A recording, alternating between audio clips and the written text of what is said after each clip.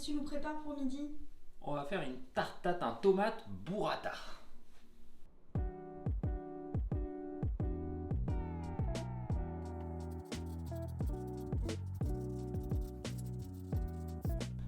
Pour la tarte tatin tomate burrata, rien de bien compliqué. On va avoir besoin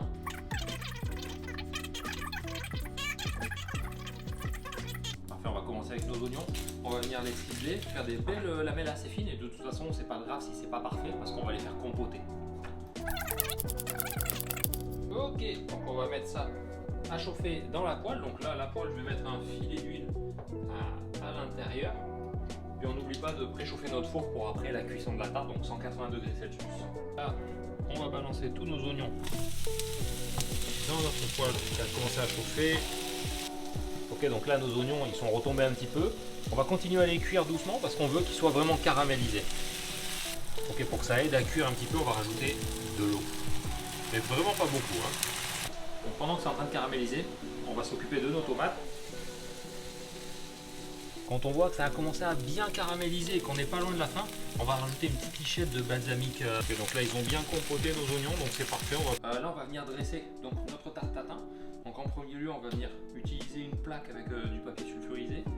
Et on va venir mettre un petit peu de balsamique réduit. Après ça, un peu de miel.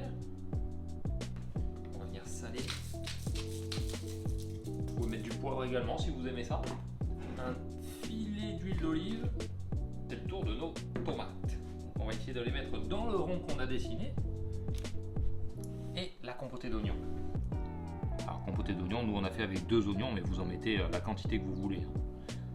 On va venir prendre notre pâte. Nous on a pris une pâte feuilletée, mais vous pouvez le faire avec une pâte brisée si vous préférez.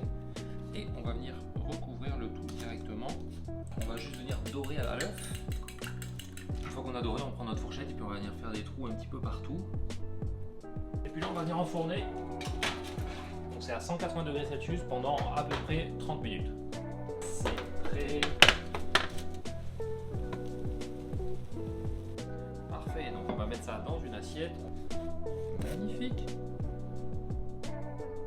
On va prendre notre burrata et on va venir la poser sur le dessus et on va l'ouvrir ici.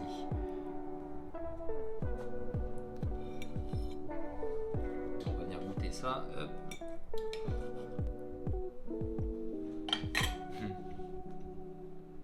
C'est super bon. Abonnez-vous. Et pour les plus gourmands d'entre vous, hop, la petite compotée d'oignons qui restait, on peut en rajouter. Ça rajoute un petit touche sucrée.